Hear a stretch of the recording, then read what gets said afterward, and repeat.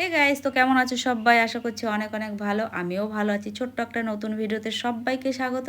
জিনিসটা দেখে অনেকে চিনতে পারছো না, আবার অনেকেই কিন্তু জানো এটা কি। তাই চলো আমি তোমাদেরকে বলি। এটা কিছুদিন আগে যে অনলাইনে আমি জিনিসটা নিয়েছিলাম, খালবারটা বলে। এতে কিন্তু চাটনি, সমস্ত ধরনের টক কিছু মাখা, কুল, আচার আচার বানানো, তারপরে চালতা মাখা বা ভর্তা বানানো, এগুলো কিন্তু খুব সহজেই এটার মধ্যে বানিয়ে নেওয়া যায়।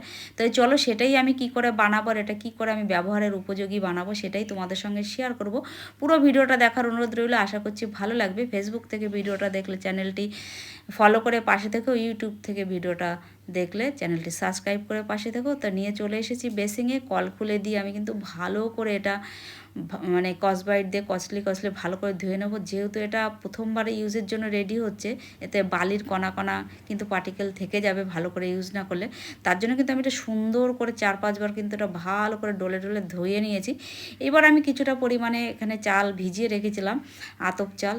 তোমরা চাইলে শুকনোও করে নিতে পারো, কিন্তু ভেজা হলে খুবই সুবিধা হয়।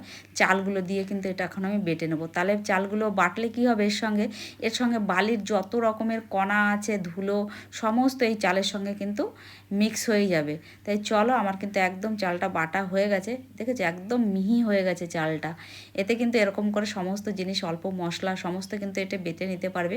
এবার যে চালটা বাটা করেছিলাম সেই চালটাই কিন্তু ভালো করে নোড়াটার গায়ে, খলটার গায়ে, আর এই যে মানে খলবারটা বলে, সমস্ত দুটোর গায়ে সুন্দর করে এই চালের মিশ্রণটা কিন্তু মাখিয়ে নেবো। মাখিয়ে ভালো করে ঘষে ঘষে প্রায় 10 থেকে 15 মিনিট এটা এরকম করে মাসাজ করব। তাই চলো, আমার কিন্তু সুন্দর করে মাসাজ করা হয়ে গেছে। প্রায় 10 মিনিট ধরে এটা আমি মাসাজ করে নিয়েছি, যাতে বালি, ধুলো, ময়লা একদম এর সঙ্গে না থাকে। তাহলে এবার কিন্তু এটা ধুয়ে নেবো, একদম সুন্দর করে ধুয়ে নেবো। তো চলো, এটা 3 থেকে 4 বার আবার কষলে কষলে কিন্তু ধুয়ে নেবো, যাতে একটু ওই যে চালের গুঁড়োটা করলাম, চালের গুঁড়োটা যাতে না রয়ে যায়। তাই চলো, আমার ধোয়া একদম কমপ্লিট হয়ে গেছে। এটা জল ঝরতে রেখে দেবো শুকনো করার জন্য। দেখো, তাই চলে এলাম কিন্তু 2 ঘন্টা পরে, মানে আমি আগেও আসতে পারতাম, তার আগেই শুকিয়ে গেছে। এবার সামান্য একটু হলুদ আর তেল দিয়ে এটা মেখে নেব, যাতে অরিজিনাল কালো কালারটা বোঝা যায় আর দেখতে খুব ভালো লাগে। হ্যাঁ, দেখো আমার কিন্তু পুরো ইয়ের গায়ে তেল আর হলুদ সুন্দর করে মাখিয়ে নিলাম। কালারটা দেখো কি সুন্দর এসেছে। এবার কিন্তু একটা টিস্যু পেপারের সাহায্যে কিছুক্ষণ এটা রেখে দেবো। 6 ঘন্টাও রাখতে পারো, বা সারা রাত রাখলেও অসুবিধে নেই। আমি 4-5 ঘন্টা রেখেছিলাম। যাই হোক, এবার কিন্তু একটা সাদা টিস্যু দিয়ে আমি কিন্তু এটা মুছে নেবো। এর গায়ে অতটা বোঝা যাচ্ছে না, টিস্যুটা দেখো পুরো বোঝা যাচ্ছে। তাই চলো, আমার কিন্তু সুন্দর করে পরিষ্কার করে নেওয়া হয়েছে। এটা রেস্টে রাখবো।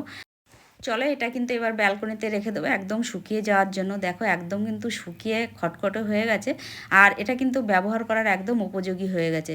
তাই চলো, ভিডিওটা যদি ভালো লাগে লাইক, শেয়ার, কমেন্ট, পাশে থাকার অনুরোধ রইল। আজকের মতন এইটুকুই, দেখা হচ্ছে নেক্সট ভিডিওতে। ভালো থেকো, টাটা।